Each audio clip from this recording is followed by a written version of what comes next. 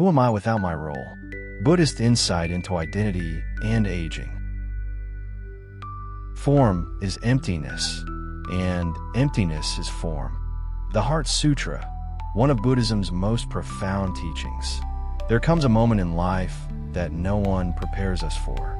It doesn't arrive with fanfare or warning, but it settles quietly in the corners of our hearts. It's the day we wake up and things feel different. The phone is quieter. Our schedule is less full. Our names, once spoken so often by children, co-workers, or friends, are heard less and less. We are no longer mom, dad, teacher, leader, or caregiver in the ways we once were. And in the silence, a question begins to whisper, who am I now? It's not just a passing thought. It's a deep, aching curiosity of the soul. When the roles we've spent a lifetime living begin to fade, what remains? This question is ancient. More than 2,500 years ago, a prince named Siddhartha sat beneath a Bodhi tree, having renounced every title and attachment. And in his silence, he too asked, who am I without all the labels? Buddhism teaches us something beautifully paradoxical, that losing our roles is not the loss of self, but the beginning of meeting the self that was always there, hidden beneath the noise. So if you're watching this and feeling invisible, if you're entering a stage of life where the world seems to see less of you, know this: you're not disappearing. You are returning to the truest part of yourself, the part that is beyond all labels, titles, and roles, the part that was never born and will never die. In this video, we'll explore why aging and identity are so deeply connected, the pain of losing a role, and why it hurts so much, what the Buddha taught about the nature of self and the illusion of identity, and how this stage of life might be the most powerful one yet. This isn't just a conversation about aging. It's a journey home, to the self behind all the roles, to the presence that's been quietly watching, waiting, your whole life. For most of our lives, we were many names. We are the provider, the nurturer, the achiever, the helper, the builder. Each role comes with responsibilities, with people depending on us, and with a sense of purpose we rarely question. But time, in its quiet wisdom, eventually begins to unweave those roles. The children grow up. The office door closes for the last time. The energy that once filled our calendars with meetings and obligations now settles into stillness. And slowly, the world seems to ask less of us. At first, we might welcome the rest. But soon, a strange emptiness can begin to appear. Not just on the outside, but on the inside. We look in the mirror and wonder, if I'm no longer what I used to do, then who am I? This is not just a philosophical question. For many, it becomes a quiet crisis, one that rarely gets spoken about. Because in a culture that glorifies productivity and constant motion, being still can feel like being forgotten. The disappearance of identity. Western culture, especially in America, ties identity closely to what we do, not who we are. We're taught from a young age to define ourselves by our careers, our families, our service, our usefulness. So when retirement comes, or when our role as parent or caretaker shifts, it's more than just a change in routine. It can feel like a loss of meaning. We might feel invisible in social spaces, unneeded by those we once cared for, unsure how to introduce ourselves without mentioning our past roles. It's not just about being bored. It's about being unseen. And being unseen, for the human spirit, can be quietly devastating. The inner conflict. Internally, we might feel ashamed for feeling lost. We tell ourselves, I should be grateful to rest. Others have it worse. I have my time. But gratitude and confusion often coexist. And pretending we're fine doesn't heal the ache. This is why so many older adults silently struggle with depression, anxiety about the future, feeling irrelevant or replaceable, loss of motivation and clarity. The mind asks, if I'm not contributing the way I used to, do I still matter? But the truth is, we never stopped mattering. We only stopped being seen in the way society taught us to measure worth. That distinction is profound. Identity versus essence. Roles are temporary, but essence is eternal. The pain arises when we confuse the two. When we believe our identity is our role, then when the role ends, it feels like we have ended. But Buddhism gently reminds us, the self is a process, not a possession. What we call self is not a fixed thing. It's a flowing river of thoughts, feelings, sensations, and roles that arise and pass away. We are not the riverbanks. We are the water, ever-changing and alive. Understanding this, not just in the mind but in the heart, can free us from the suffering of identity loss. A spiritual opportunity. Strangely, the fading of roles is not a sign of decline. It is an invitation to return to something deeper than any role we've ever played. Something untouched by aging, untouched by titles. This is why many spiritual traditions say the later chapters of life are the most sacred. Because when we're no longer so busy doing, we finally have the space to explore being still, being present, being who we truly are. The illusion of identity and the liberation beyond it. In the heart of the Buddha's teachings lies a radical truth. You are not your name. You are not your role. You are not even your thoughts. This idea may sound unsettling at first, especially in a society that defines everything by identity. But it is precisely this truth that leads to freedom. One of the core teachings of Buddhism is Anatta, which means non-self. It doesn't mean that you don't exist. It means that the self you believe in, this permanent, unchanging identity, is an illusion. Let's explore this together. Think back to your childhood. You were once a student, a son or daughter, a dreamer. Then you became a worker, a parent, a spouse. Now perhaps you're retired, or a grandparent, or living alone. At every stage, the roles changed. Your preferences, your beliefs, even your body changed. So what remained? What was always you, through all the changing tides? The Buddha would answer, nothing fixed, nothing permanent, only the awareness watching it all. We suffer not because we age or lose roles, but because we believe we are those roles. This belief causes fear when they disappear. But when we begin to see through the illusion, when we realize we're not the role, but the space in which the role arises, freedom begins to open. The parable of the snake and the rope. The Buddha once used a simple metaphor. A person walks in the dark and sees a snake. They panic, terrified, but when light is brought in, they realize it's just a rope. In the same way, we mistake our identity for ourself, and we become frightened when the identity begins to fade.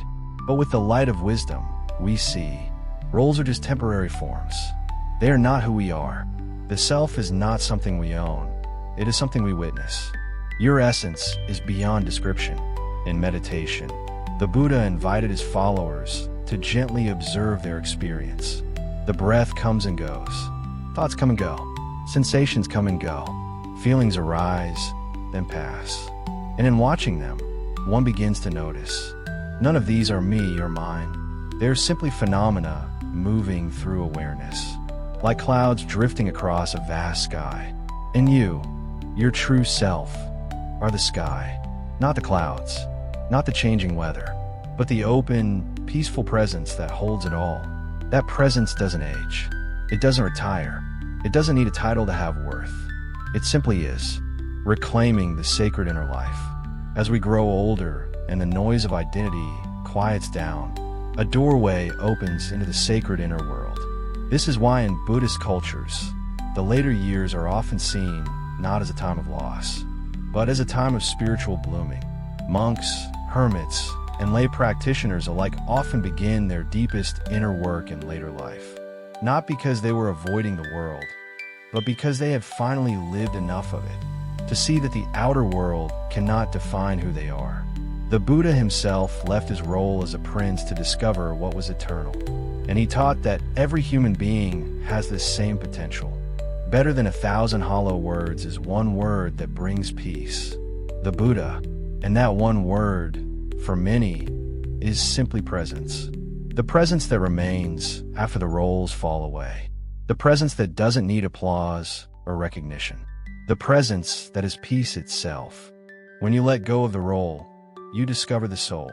Understanding and practicing the teaching of Anatta, non-self, is not just an abstract concept. It transforms the way we live, feel, and experience the world around us, especially in later life. This understanding becomes a path to deep healing, peace, and joy. Here are some of the real-life benefits that come from embracing this Buddhist wisdom. 1. Inner peace when you're no longer needed. In retirement or after raising children, many people feel like they've lost their purpose. They say, "No one needs me anymore. Who am I if I'm not working, not caregiving, not producing?" But Buddhism reminds us, you were never your role. You were the consciousness behind it, the awareness expressing love, care, strength. And that awareness is still here, fully alive, quiet but vibrant. When you realize that being is more essential than doing, a wave of calm washes over your heart. You don't have to prove anything. You simply rest in what is. 2. Freedom from fear of change.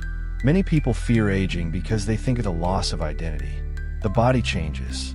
The roles fade. The pace of life slows down. But through Buddhist wisdom, you begin to see change is natural. It's not a loss. It's a liberation.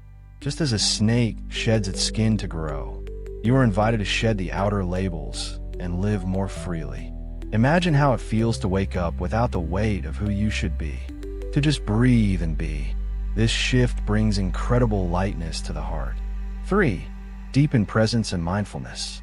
When you're no longer caught in maintaining a role or identity, you begin to actually be in the moment. You notice the beauty in simple things. The sound of birds outside your window, the warmth of a cup of tea, the laughter of a grandchild, the silence of a peaceful evening. Mindfulness naturally arises, and that mindfulness brings contentment, because nothing is being measured anymore. You're no longer asking, "Am I successful?" or "Am I useful?" You're simply alive, and that's more than enough. 4. Stronger, truer relationships. When we drop the mask of identity, we relate to others not as roles, but as souls. You stop seeing your friend as retired lawyer or widow and start seeing the light within them. This shift invites more authentic conversations, more empathy, and a deeper connection that isn't based on status, but on presence. You begin to listen more, judge less, and others feel safe around you because you're not trying to be something. You're just being real. 5. Renewed sense of wonder and meaning. As the identity fades, something beautiful begins to grow. A sense of mystery. You start to see life not as a problem to solve, but a dance to be enjoyed. Even the unknown becomes sacred. I don't know who I am anymore. Becomes, I don't need to know. I just need to live with love. This open-hearted approach renews your sense of awe. You become like a child again, curious, peaceful, present. And every sunrise feels like a miracle. There was a woman named Ellen who had been a teacher for 40 years. She loved her work, but when she retired, she felt lost. She told a Buddhist friend, "I don't know who I am anymore. I don't matter." Her friend smiled and said, "Then you are finally ready to discover who you truly are." Ellen began meditating. She began walking in silence, journaling her thoughts, letting go of labels. And one day she wrote, "I am not Ellen the teacher. I am not even Ellen the mother. I am the stillness watching Ellen's life unfold." From that day, she found peace and became a quiet light to those around her. You don't lose yourself. You find yourself. Letting go of your identity doesn't mean you disappear. It means you expand beyond limits. You become available to life in its fullness, no longer boxed in by expectations. You stop needing to be someone and start loving what is. This, the Buddha taught, is the beginning of true liberation. So, dear soul, if you've been wondering, who am I without my role? The answer, whispered gently through Buddhist wisdom, is this. You are not your job. You are not your title. You are not even the story you've told yourself for decades. You are awareness. You are presence. You are life itself. Fluid, luminous, ever-changing, and yet never lost. The roles we play may fall away, but what remains is something even more sacred. A quiet radiance, a soul no longer striving to be someone, but peacefully resting in the truth of just being. As the Buddha once said, better than 1,000 hollow words is one word that brings peace. So today, let that one word be enough. You are enough. You've always been. You always will be. And maybe this stage of life is not the closing act, but the beginning of a deeper awakening. A healing question for you. What identity are you ready to gently release so you can return to the truth of who you really are? Pause. Breathe. Let your heart answer. If this message resonated with you, share your reflections in the comments. I read every single one. Like this video to support the channel. Subscribe so we can continue walking this path together. Share this with someone who may be quietly struggling with this same question. And remember, you're not alone. You never were. And you never have to pretend to be someone to be worthy of love. You just are. And that's more than enough.